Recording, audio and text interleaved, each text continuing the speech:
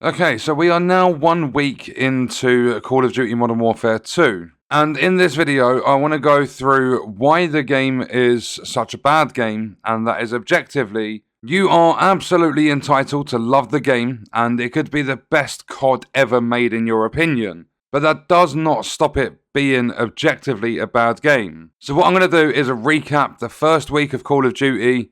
I'm going to go through a list of reasons this game's been moaned about since the launch, and that's especially now that I have many more hours of game time. This isn't to say that I hate the game. I'm actually having a bit of fun with it. I'm trying different modes, I'm trying different weapons, I've put out tips videos and things like that. There is fun to be had, but objectively, it is such a bad title. And just quickly, before we get into all of the problems and everything that Call of Duty has faced, if you are looking to pick up cheap games, you even want to get Modern Warfare 2 cheap, there is a link in the description that will take you through the CD keys. They are fast, they're reliable, they're cheap, and if you use that link in the description, you will also be directly supporting the channel at the same time. Also, if you enjoyed this video, don't forget to leave a like. All support on the channel is greatly appreciated, and let's jump into this rather big list of problems that Modern Warfare 2 has seen in the first week. So I was scrolling through Twitter, and I come across a post by someone called Exo Ghost. They have pointed out that this game took 3 years to develop. There were about 3,000 developers working on the game,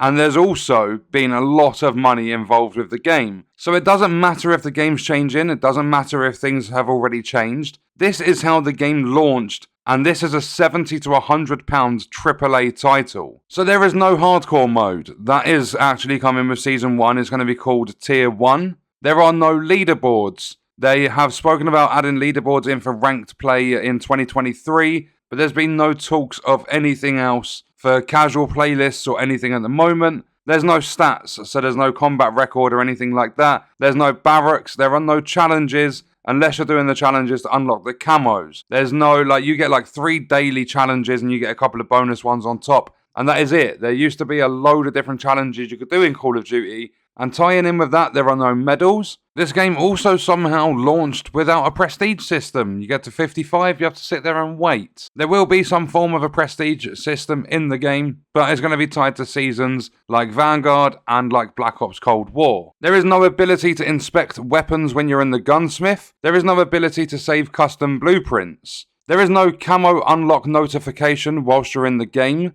The import settings in the game don't work. I don't know if they've been fixed or not. The ability to turn off crossplay in-game on Xbox and PC at least does not exist. PlayStation does have that option to turn off crossplay. What you need to do on Xbox is you actually need to go through your Xbox network settings and stuff and figure out how to turn off the crossplay that way. So it's just a lot of frustration that's not needed. They made it way more complicated than it needed to be, because on PlayStation you have the option just sat in the game to turn crossplay on or off. There is no XP token countdown. When you've got a double XP or double weapon XP token activated, there is no countdown to let you know how long you've got left on that token, which in my opinion is fucking ridiculous. How can you not add in a timer for an XP token? It was in the previous Modern Warfare. They have no excuse for it. You cannot customize your reticles, and there is no split screen mode in this game. The only option you have for local co-op, so in the same house on the same console or whatever, the only option you've got is the co-op Spec Ops mode. Another one, and this is quite big, especially for Call of Duty fans in my opinion, there is no way to vote for which map is being played next. Another one, the progression when you're at the end of a round, it either doesn't show you properly, it comes up saying that you earned 0 XP in that match, you still see the progression go through, but it always says 0 XP, or it just won't show you the progression screen whatsoever. There is also a Riot Shield God mode glitch. I don't know how to do it, I don't care how you do it, but there's a God mode glitch which gives players easy nukes or MGBs, mass guided bombs. And Infinity Ward just say that they are aware of the problem, they're going to fix it in an upcoming update. That should be partly, pretty much up there at the top of the priority list to fix a God mode glitch that's giving players nukes. And another one, a lot of people have actually started up petitions to get this removed from the game. There is a map, it's a border crossing, and they created about 100 cars, they planted them all in the middle of the map, and they are ready to explode. And that's already in a small list of maps. You go onto the border crossing map, and I think there's a TikTok someone was just trying to run to like the middle of the map or over to the enemy side of the map, and I think they got blown up by cars 4 times in a row. It was ridiculous to see that clip, and the map is terrible. Whoever thought of designing it, like, I think honestly children could have done a better job. It's as if they just sat there and said, cars. Or someone said to them, how many cars do you want in the map? And the person in charge just said yes. That is it. There are so many fucking cars on that map. It's unbelievable. The map is horrible. It's okay in Invasion. I don't mind it in Invasion. But when it comes to the 6v6 mode, it's horrible to play on. And then alongside that, we have a horrible UI. The user interface is disgusting in this game. A lot of it doesn't make sense. And the weapon progression system doesn't make sense either. You have to use snipers and shotguns to unlock optics for your ARs. And I watched Angry Joe's review on Modern Warfare 2, and I think he said to unlock everything for the M4, you need to use a total of 34 different weapons in the game, or it was something like that. And it's crazy to think of, because some of these weapons you have to get to level 28, some you have to get to level 13.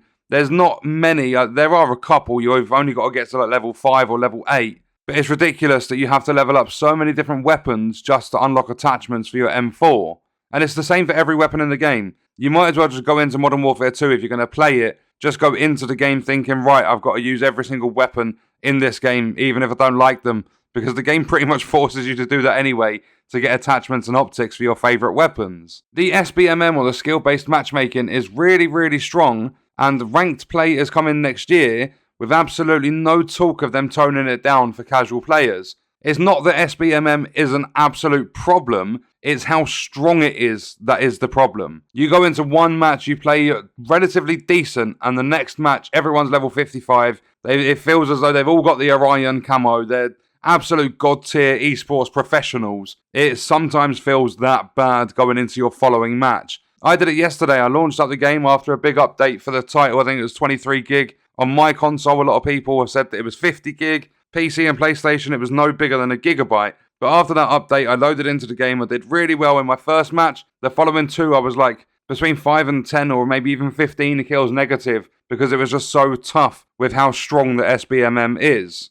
Another one is the physical disc of this game only has 72 megabytes of data on it, meaning you have to download the rest of the game, which is upwards of 100 gig. There is not actually a single part of the game on the disc. And then there have also been a load of bugs in terms of lag, crashing, false bans, and the false bans still haven't been acknowledged a week after the release of the game. So objectively, Modern Warfare 2 is a bad game. Yes, it can be fun, but that doesn't make any difference whatsoever. You're paying between £70 to £100 for this title. They have fixed a lot of stuff, don't get me wrong. There's been a lot of stuff that's been fixed, but some of the more important things they haven't bothered with. I mean, it took them up until now to give everyone XP tokens for the Vault edition of the game, because they tried doing it through a limited promotion where you have to purchase it through one of the previous Call of Duty titles. It made no sense, everyone kicked off, but they did listen. So there are positives to come from this as well. They are fixing bugs, they are listening to the community, but it's the fact that objectively it's a bad game.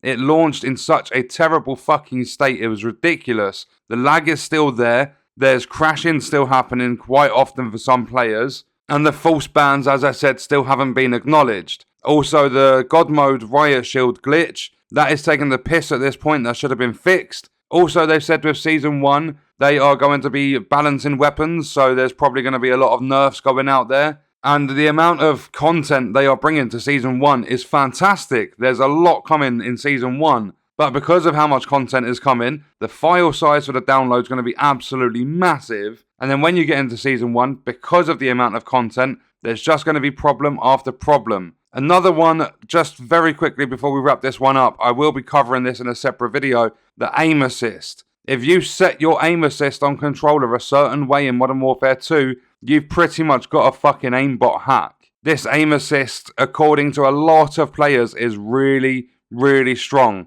I don't know that for 100%, but I've seen a lot of footage and it does look to be really, really broken. And my next video, we'll be having a look at that, we'll be testing it, because I want to see just how bad this aim assist actually is. I've heard it's awful, so we'll see you in the next video. But check out this video if you want to see other Modern Warfare 2 content on the channel. That's going to do it for this one. I'll see you in the next video. I hope you guys enjoyed it. Thank you for watching.